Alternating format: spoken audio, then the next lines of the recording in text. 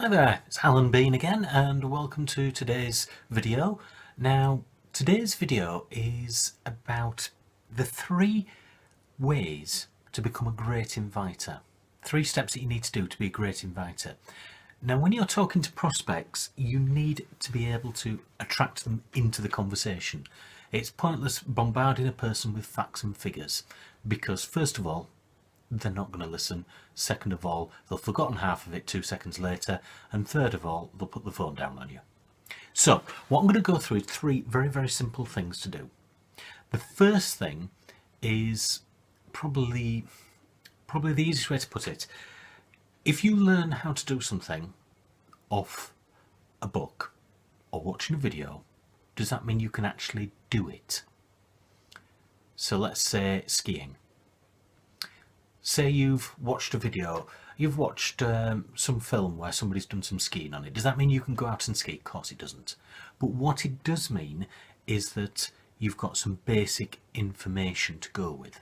So the first step is to actually get out there and get the experience. You're going to fail a few times, don't worry about that. That is learning. Do you think the top skier in the world has never fallen down? Of course they have. Maybe not recently, but at the beginning they fell down just about every single time until they learned themselves their own particular way of dealing with things. How to get down the hill. In your case, how to talk to people. Everybody's got their own way of talking, and what I'm giving you is generic ideas on how to do things. The second point, and this is very, very important, as soon as you start talking to somebody on the phone or whatever, you need to give yourself a reason why you're not going to be there for long. So, say you're having a conversation with somebody about your particular business, particular thing, and they say, well, tell me a bit more about it. Well, I've actually got to go pick up the kids in a minute. I can tell you a little bit, but I've got to pick up the kids. When would be better to actually spend a little bit more time going through it with you?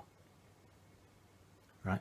What you're doing is you're giving a cut-off point where you can then get back to them and say, look, here's the company video, have a watch of it, lasts 14 minutes, whatever it may be, and immediately that the 14 minutes up, you are back in contact with them to find out where you're going.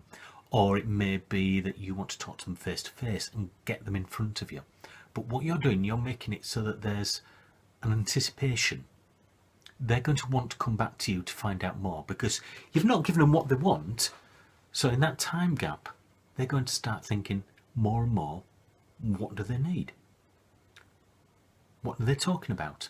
What information are they going to give me? And yeah, they're not going to get excited. Well, they might do. But there's going to be a little bit of anticipation behind there. So that's worthwhile doing. Just putting that little gap there saying, look, I'd love to talk about it now, but I've got to go pick the kids up from school. Or I'd love to talk about it now, but I've got a meeting in 5 minutes that I've got to get ready for. Or I'd like to talk to you now about it, but I've got somebody on the phone who needs to speak to me now. I'll phone you back later if that's okay, or we'll talk later about it. Gives you a break, but it gives you the ability to control the conversation. There's nothing worse than talking to somebody, giving them all the information and then hearing nothing else back of them. This way you can sit yourself down, take a breather, plan what you're going to say. Very, very key thing for when you're starting off. The last thing you want to do is give too much information to begin with. So what's the third point? The third point is being professional about it. Yes, there are going to be people who slam the phone down on you and don't talk to you. But equally, there's going to be people who are not interested at this moment in time. And 6 months' time, a year's time, their situation may change where they are desperate for something that you've got to offer them, an opportunity to earn some money. So by being professional, when you go back to them, they may not have the anticipation that I've just mentioned, but they'll have some sort of expectation that you're a professional person to deal with. They can talk to you properly about what you're talking about. So if, say, for example, it is a network marketing business and you've got a magic pen that can write on anything, they know that when you're talking to them about this pen, you're professional, so they will trust what you're saying a lot more. So, first step, you've got to do it. You can't get away, you've got to do it. Learning about it isn't doing it. it's giving you the tools when you do it. Second of all, you've then got to work on the basis of giving yourself a gap, giving you some reason to end a call quickly so that you can rearm. I'm not saying as soon as you talk to somebody, hello, is that John? Yes, it's John. I'm sorry, but I can't speak till... No. You start the conversation moving, then you make an excuse halfway through and then leave. So they've got a little bit of anticipation. If they say, well, no, actually, I don't want you to phone me back, you're probably saving yourself a lot of energy.